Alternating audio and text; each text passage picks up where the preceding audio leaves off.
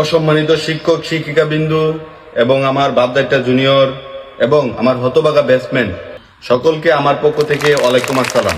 উপস্থিত সবাইকে ধন্যবাদ না জানিয়ে আমার এই আজকের ঐতিহাসিক বক্তব্য শুরু করছি, কেননা ধন্যবাদ দিলে সবাই মনে করবে আমি সিরিয়াস। হুট করে 10টা বছর চলে গেল, এই 10টা বছর মন দিতে পারিনি লেখাপড়ায়, মন দিয়েছি কুদ্দুসের মেয়েকে। যাক, এই পবিত্র স্টেজ অপবিত্র করব না প্রেম প্রীতির কথা বলে, কারণ পরীক্ষা পাশ করাটা যেন আমাদের জন্য ওয়ান সাইড লাভ হয়ে দাঁড়িয়েছে। আমরা পরীক্ষা দিচ্ছি না, পরীক্ষা উল্টা আমাদেরকে দিচ্ছি। এই দীর্ঘ 10 বছর শিক্ষক শিক্ষিকারা আমাদের উপর অনেক অত্যাচার করেছে, জুলুম করেছে।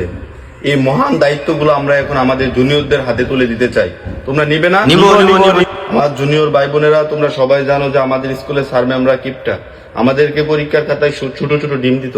তোমরা সবাই দোয়া করবে আমাদের জন্য, আমরা যাতে এবার বড় বড় ডিম নিয়ে স্কুলে ফিরে আসতে পারি, স্যারদের হুক উজ্জ্বল করে। আমরা খুব মিস করব স্কুল ফাঁকি দেওয়া, টিফিন চুরি করে খেয়ে ফেলা, স্যারের টাকা মেরে দেওয়া, এগুলাকে আমরা খুব মিস করবো। আমরা এই দায়িত্বটা তোমাদের কাছে দিয়ে যেতে চাই। আর হ্যাঁ, বাপদাইটা জুনিয়র, আমি তোমাদেরকে বলছি, আমরা কিন্তু শুধু ছাত্র ছিলাম এরকম না, আমরা কিন্তু গবেষকও ছিলাম।